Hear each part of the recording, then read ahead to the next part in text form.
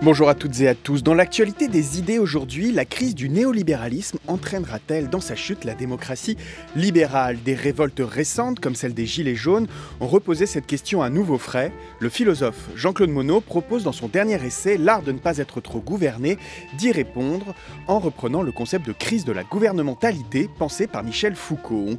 Comment défendre un libéralisme qui ne soit pas un auxiliaire de la dérégulation économique et de la dévastation écologique du monde? Jean-Claude Monod sera notre invité à 12h55. Mais avant cela, rencontre avec une grande voix qui porte à la fois toute l'histoire et l'actualité de son pays par sa musique, qui emprunte à la tradition des griots maliens, autant qu'aux sonorités jazz et rock d'influence afro-américaine. Rokia Traoré est l'invité tout de suite de la Grande Table, à écouter en direct sur France Culture et quand vous le désirez sur franceculture.fr.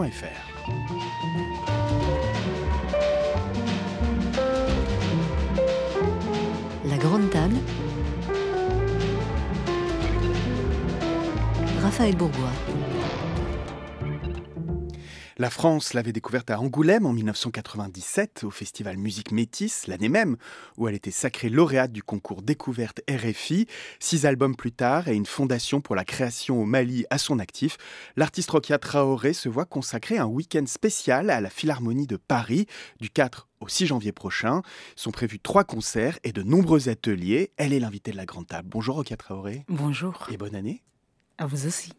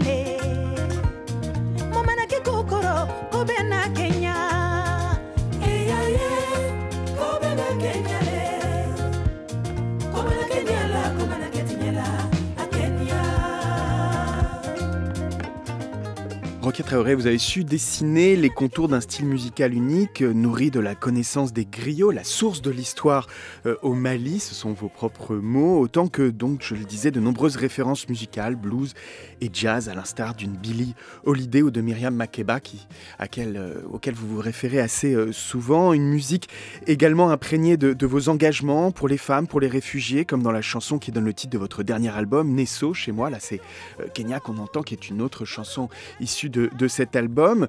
Donc Nesso, ça veut dire chez moi, se sentir chez vous, c'est un enjeu important. Vous qui avez été élevé plutôt à l'étranger, où est-ce que vous vous sentez le plus chez vous aujourd'hui, Rokia Traoré?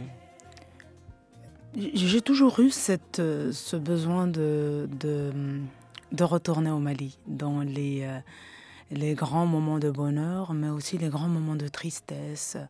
Il y a cette forme de solitude qui m'a faite, avec laquelle j'ai grandi et que je garde en moi. D'abord par le métier de mon père et tous les voyages, et puis ensuite par mon propre métier. Finalement, ça fait partie de moi et j'ai l'impression de l'apprivoiser au Mali et trouver un équilibre que je ne trouve pas ailleurs, même si j'aime beaucoup voyager quand même, et les autres cultures m'intéressent et je suis ouverte à tout, mais à Bamako, c'est la maison. C'est chez soi, c'est un chez soi qu'on ne peut pas emporter avec soi, qu'il faut retrouver. Oui, en fait, quand on y est, on le fabrique de manière perpétuelle. Rien n'est jamais fini dans cette vie et pas la notion du chez-soi non plus. Il y a le chez-soi pour quelqu'un qui a toujours beaucoup voyagé comme moi, c'est aussi tous les voyages, c'est partout, c'est la découverte, le chez-soi. C'est tout ce dont on s'approprie sur l'instant, c'est cette capacité à absorber, à comprendre, à utiliser, à trouver un équilibre. Tout ça, c'est soi et c'est ce qui nous fait.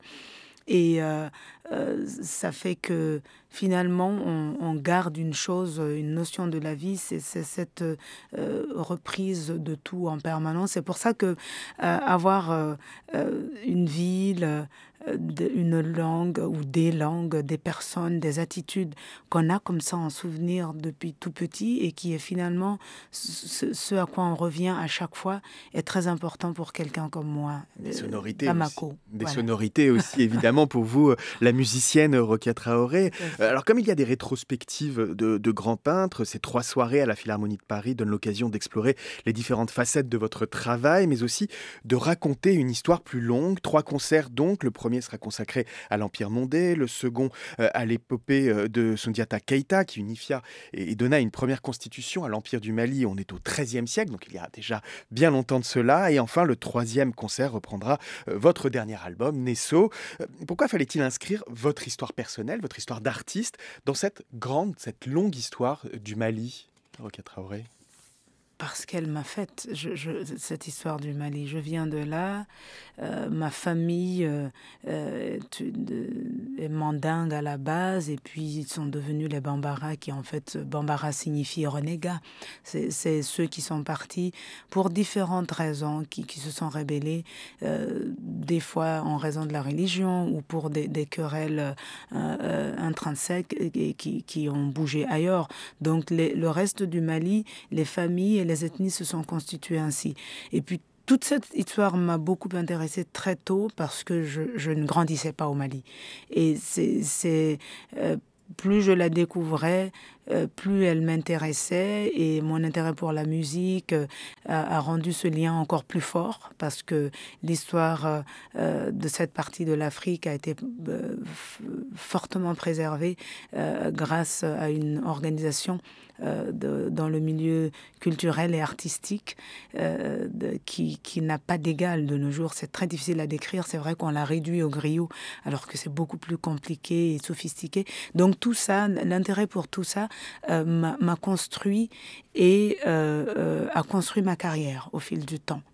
On reviendra évidemment à cette construction culturelle et sociale autour du personnage du griot, mais qui la dépasse largement, comme vous venez de le dire, Rokia Traoré. Mais pour continuer un peu sur ce qui fonde votre identité d'artiste, probablement autant que votre identité personnelle, j'étais frappé de voir que le premier des 3 concerts, donc Mali Connexion, sera ouvert par une première partie qui sera réalisée par Balaké Sissoko, le joueur de kora malien, et le violoncelliste français Vincent Segal, donc, qui ont collaboré à plusieurs reprises pour deux albums. Et donc, on a cette rencontre entre 2 musiciens, l'un malien, l'un français, dont Vincent Segal, donc, qui nous écoute, j'en suis sûr que c'est un auditeur assidu de France Culture, et donc on le salue.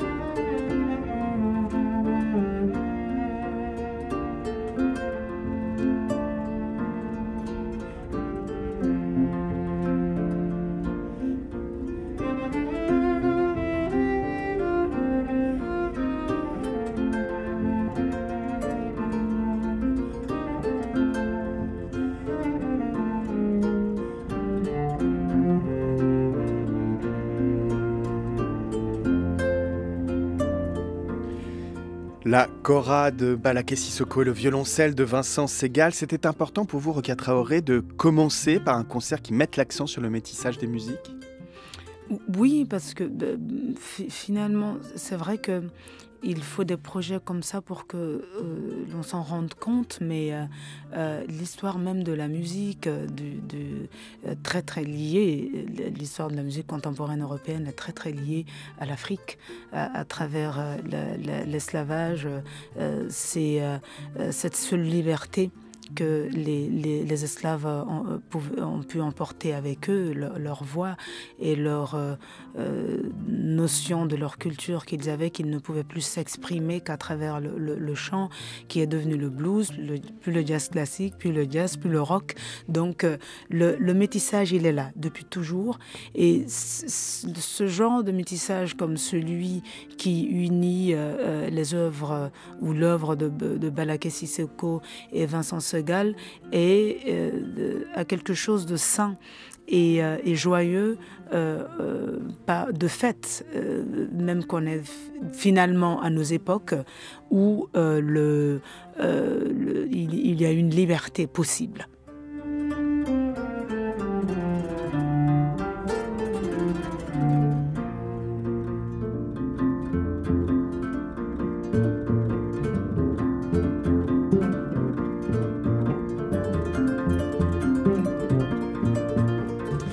Alors le concert ensuite, votre concert Rokia Traoré sera consacré, ce premier concert du 4 janvier sera consacré au Mandé, cette région de l'Afrique de l'Ouest qui était constituée de plusieurs royaumes et qui donnera naissance au Mali, une histoire qui est peu connue ici en France, transmise donc, et il est temps d'en parler, par les griots, donc par une tradition orale et musicale. Vous dites, c'est d'ailleurs en couverture du dossier qui est consacré à ce week-end spécial à la Philharmonie de Paris, Rokia Traoré, vous dites les griots sont la source de l'histoire. Qu'est-ce que cela signifie pour vous ? Alors, ce qu'on appelle les griots aujourd'hui, c'est vrai, c'est un mot qui me fait un peu mal parce que c'est très réducteur. C'est loin de pouvoir expliquer cette organisation extrêmement complexe qui concernait ceux qui jouaient des instruments, qui en fabriquaient, ceux qui chantaient les mots et ceux qui les préservaient et ceux qui les parlaient. Donc c'est extrêmement compliqué, ça incluait également ceux qui soignaient les gens, qui étaient les forgerons. Donc on les appelle les Nyamakala dans l'Afrique de l'Ouest, c'est-à-dire ce sont des familles de castes. Jusqu'à notre contact avec la culture arabo-musulmane, il n'y avait pas de notion d'infériorité et de supériorité parce qu'il n'y avait pas de notion d'esclavage. On ne connaissait pas cela à l'époque. Et de ce que j'ai compris, à travers les récits des derniers qui restent et qui peuvent encore raconter ces histoires-là et leurs origines et les principes, il s'agissait d'organiser la société. Il fallait des personnes qui gèrent la parole, parce qu'elle était fragile par son oralité. Ça ne s'écrivait pas à cette époque-là, dans cette partie de l'Afrique. Donc il fallait des familles qui s'engagent sur des générations à transmettre l'histoire, du coup entreprendre les démarches de médiation entre les royaumes, mais aussi entre les familles pour les mariages, les baptêmes, etc. Donc c'était très compliqué. Et ils sont donc la source de l'histoire, puisque ce sont les résidus de cette organisation très abîmée par la colonisation qui nous permet aujourd'hui et qui a permis déjà de reconstituer une grande partie de l'histoire de l'Afrique subsaharienne en général. Au Mali, c'est les griots, etc. Ailleurs, ça va être d'autres aspects culturels et artistiques. Mais les arts et la culture sont très utiles en Afrique en général pour nous reconstituer ce qu'il y avait avant et l'évolution de ce continent en dehors de la colonisation. Vous avez beaucoup travaillé, Rokia Traoré, avec une griotte malheureusement disparue aujourd'hui en 2015, qui est Bako Dagno. Je propose de l'écouter justement sur ce rôle spécifique des griots. Nous, griots, nous chantons les hauts faits, les actes que la prospérité doit retenir. Le rôle des griots, c'est de veiller à la cohésion, à la stabilité, à la bonne entente de la société. Ils sont l'oreille, la bouche et les yeux de la société. Ils encouragent les travailleurs et découragent les paresseux.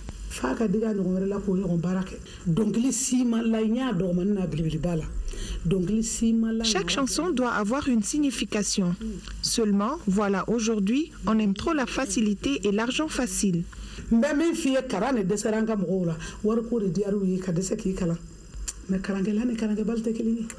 différence entre le mendiant et le griot est vraiment minime aujourd'hui. Or, on doit tout faire pour ne pas perdre sa culture. Voilà, on voit ce rôle important qui va des mariages jusqu'à la conservation même de la culture malienne, oui. Ce qui est un Rokia peu Traoré. frustrant, parce que j'entends entre ce qu'elle dit et la manière dont c'est traduit, il y Ah, a... Oui, ah parce bah que dites-moi, parce que c'est évidemment pas une nous des qui avons fait dernières la choses traduction. qu'elle vient de dire est que la différence entre celui qui a pris le temps d'apprendre et celui qui se contente de vendre le peu qu'il sait est que le premier a réellement une éthique et a forcément été formé pour cela. Donc, elle parle des griots. Et ce sur quoi elle a voulu mettre l'accent, en général, dans ce qu'elle a dit, était le fait que dans l'organisation des Nyamakala en général, qui incluait, elle l'a dit au début, Nyamakala, les forgerons, les palefreniers, ceux qui s'occupaient du chant, des instruments, etc., il y avait les djeli. Les djeli, en général, c'était le chant et les instruments, et selon les parties de l'Afrique de l'Est, éventuellement la parole. Sinon, la parole est réservée dans d'autres parties au Fina. Et que à ces époques-là, on avait de réelles éthiques dans ce qu'on apprenait, et on tenait à transmettre la parole telle qu'elle avait été transmise par les pères et les mères, et ce qu'on pouvait gagner comme argent ne comptait pas, c'était pas ça le plus important. Et donc, dans ce qu'elle dit, c'est vrai que la traduction, elle C'était faite par la télé nationale malienne, hein, donc c'est pas notre... Ils doivent bosser leur traduction. Ça arrive souvent, parce que c'est de la traduction terre à terre, c'est ça le problème. Le bambara est une langue, et le malinké sont des langues très imagées et qui sont très, très littéraires en français. Donc, il faut savoir les traduire ainsi et pas simplifier. France Culture, la grande table, Raphaël Bourgois. 12h19 sur France Culture, la grande table avec Rokia Traoré pour une série de concerts à la Philharmonie de Paris du 4 au 6 janvier. Des concerts, donc on le dit, Rokia Traoré, qui reviennent sur l'histoire du Mali. Et vous l'avez dit, une histoire qui s'est transmise essentiellement à travers la parole. C'est pas une histoire qui a été écrite. Pourtant, on voit aussi un mouvement ces derniers temps, un mouvement intellectuel pour réinscrire cette histoire dans l'histoire de l'humanité. On a pu parler d'afrocentrisme à un certain moment. On parlerait plutôt d'afrocentralité aujourd'hui avec des intellectuels comme Léonora Miano, comme Achille Mbembe par exemple, qui veulent montrer que cette histoire de l'Afrique qui a été un petit peu mise de côté est bien une histoire de l'humanité, et c'est aussi ce que vous voulez montrer à travers, par exemple, l'histoire de Soundiata Keita, qui est l'objet de votre deuxième concert, qui est un concert-spectacle où vous racontez cette histoire pour la réinscrire dans l'histoire générale. C'est pas juste une histoire africaine, Rokia Traoré. C'est une pièce de théâtre musical où je parle beaucoup plus que je ne chante, et qui raconte... Vous aviez montré une première fois à Avignon il y a quelques années. Ça a été créé à Avignon, effectivement, et qui en fait donne une version africaine de l'histoire d'Afrique. La réalité est que nous ne l'avons jamais écrite, cette histoire. Elle a été racontée par le colon qui est arrivé, qui l'a compris comme il a pu, et l'a racontée comme... parce que l'histoire, peu importe d'où elle est, même quand elle est écrite, elle est très manipulée. Hein. Quand elle est écrite, il y a des parties qu'on cache, qu'on raconte moins selon le point de vue. Dans un pays, on va parler de tout ce qui est glorieux, et en dehors du pays, d'autres vont parler de ce qui l'est moins, dont on ne parle pas beaucoup dans ce pays. Et c'est ce privilège que l'Afrique n'a pas eu. On a parlé que d'un aspect de l'histoire d'Afrique qui réduisait le continent à l'endroit où habitaient des gens dans le besoin, qui avaient besoin d'aide, besoin qu'on leur apporte une civilisation, besoin qu'on leur apporte une organisation, une manière de réfléchir.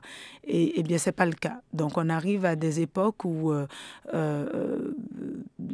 plus ça va, plus il y a ce besoin-là, parce que ce continent passera par là à un moment donné pour prendre assurance et s'aimer. Il nous faut notre version de nos histoires à partir de nos compréhensions. Vous avez le sentiment que c'est quelque chose qui est en marche? Je me souviens d'une grande table qu'on avait fait, c'était en 2012 à Bamako. On avait reçu, l'historien, Dolaï Konaté qui travaille justement à construire cette histoire, dans une perspective, malienne. Est-ce que vous avez l'impression qu'au au-delà de ces intellectuels que j'ai cités, il y a une vraie prise de conscience, je dirais presque politique, puisque c'est un enjeu, hein, l'identité, d'un pays, l'identité du Mali, surtout en ce moment. Vous avez l'impression qu'il y a une prise de conscience générale de cette nécessité de raconter cette histoire d'un point de vue malien? Il y a une prise de conscience générale africaine à travers toute une génération d'artistes, d'intellectuels. Donc il y a une réelle classe artistique et intellectuelle aujourd'hui à l'échelle du continent. Après, dans chaque pays, les réalités ne sont pas les mêmes. Au Mali, le travail, la crise qu'on vit actuellement a cela de positif, si j'ose dire. C'est qu'il y a en fond de tout ça aussi une crise identitaire par rapport à la situation politique, économique qui a favorisé ce dans quoi nous vivons aujourd'hui. Donc l'intérêt de détruire, c'est qu'on peut reconstruire de manière encore plus belle et plus forte. Cette crise politique et sociale, c'est le contexte dans lequel vous avez écrit, enregistré votre album de 2016, Nesso, qui fera donc l'objet de la dernière soirée, le 3e concert donné à la Philharmonie de Paris ce week-end, Rokia Traoré. C'est un album qui est donc nourri aussi par vos engagements pour les réfugiés. Ça, c'est une chose. La chanson qui éponyme de l'album Nesso traite de cette question-là. Mais c'est aussi un album qui est nourri par vos influences afro-américaines. Je le disais en début d'émission, j'aimerais vous entendre en parler un petit peu, et notamment évidemment Billie Holiday.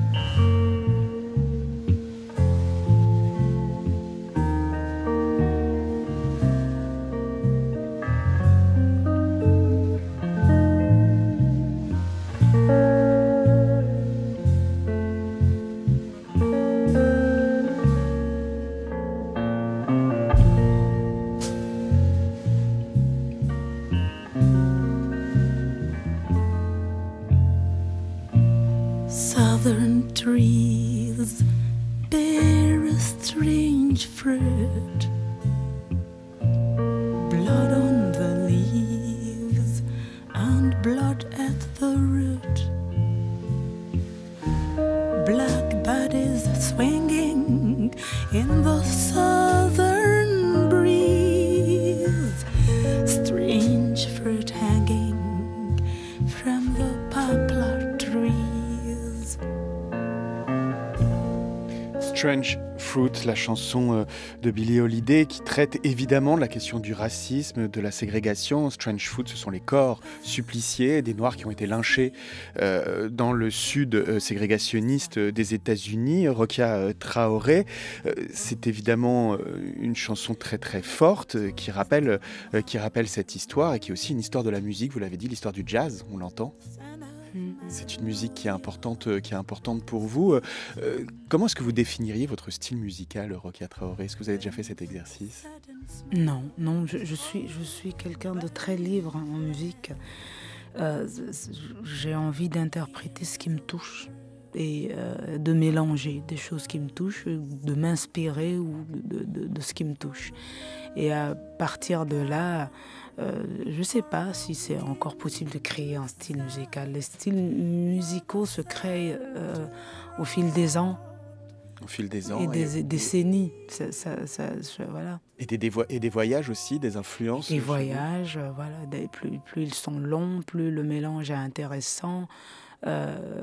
les gens, plus on a quelque chose à oublier, plus le besoin d'enracinement et d'appropriation d'un nouvel environnement va avoir une couleur, une identité précise, des odeurs précises, des sonorités précises, et plus le mélange est naturel. Et ça prend du temps.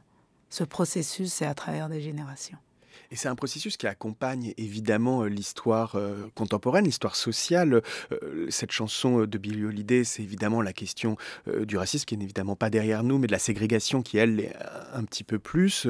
Fort heureusement, Rokia Traoré, vous, l'un des sujets, je le disais, qui vous tient à cœur, c'est celui des réfugiés. Aujourd'hui, cette chanson, c'est aussi une façon d'en parler, selon vous ?